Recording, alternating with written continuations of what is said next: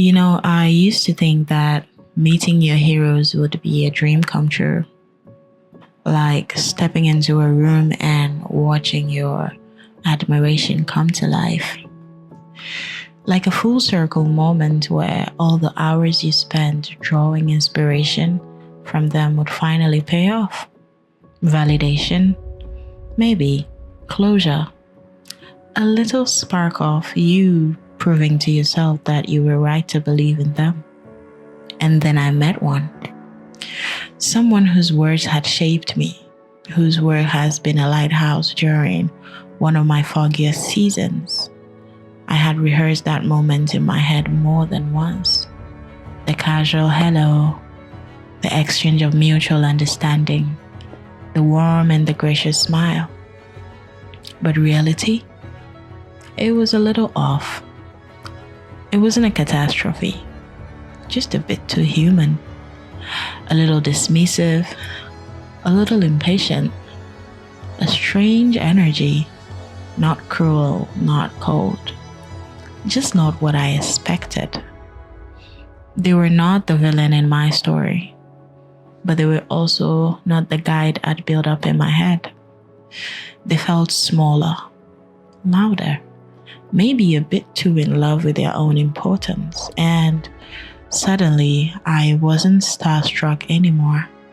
I was startled, not because they were wrong, but because I had made them too right in my head. Sometimes we fall in love with the idea of someone, the curated version, the one made of quotes and interviews and late night paragraphs that felt like they were written just for you. We build cathedrals out of their art. And when we finally meet the person behind the curtain, they're not what we imagined. And it stings, not like betrayal, but like waking up from a beautiful dream and realizing you were not actually even there. I left the room quieter than I entered, not disappointed, just recalibrated and honestly, a little embarrassed, not at them, at me, for expecting too much from a stranger who never asked to be held that high. It made me wonder, how often do we do this? Assign people roles they never auditioned for. Call them inspiration and forget they're still just figuring it out too.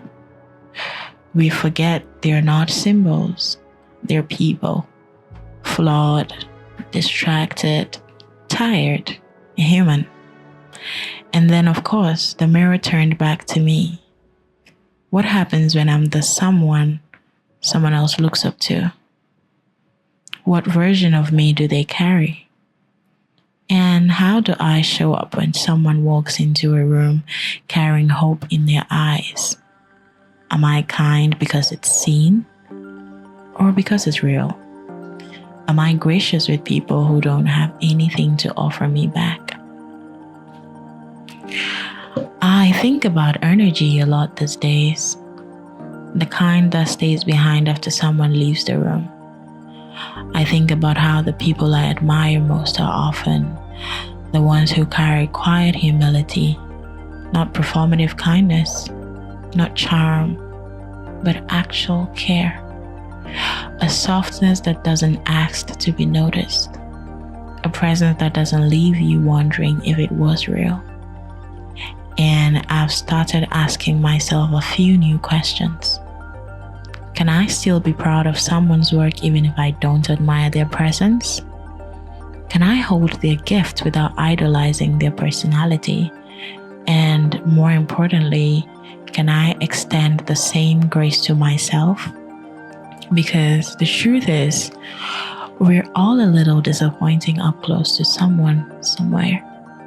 We say the wrong thing, we forget names, we scroll instead of listening, we have off days, we fail to live up to the image someone has built of us.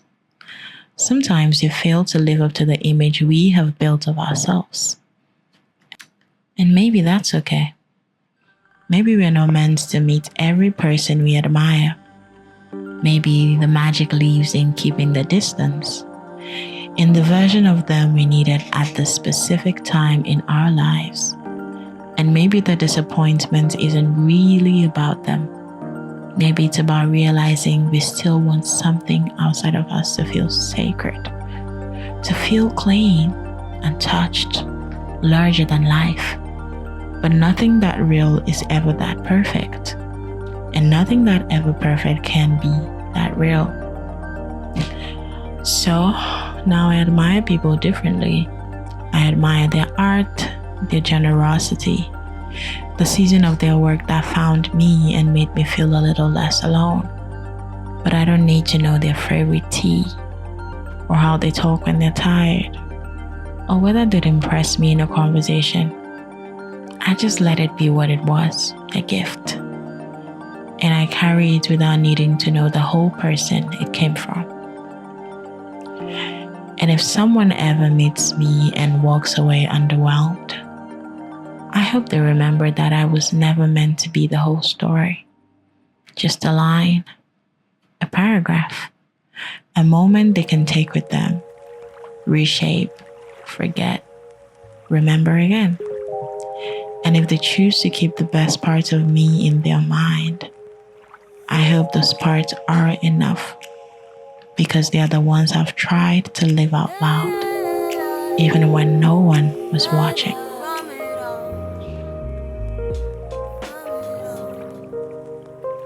Got my superpowers, and I'm smoking flowers.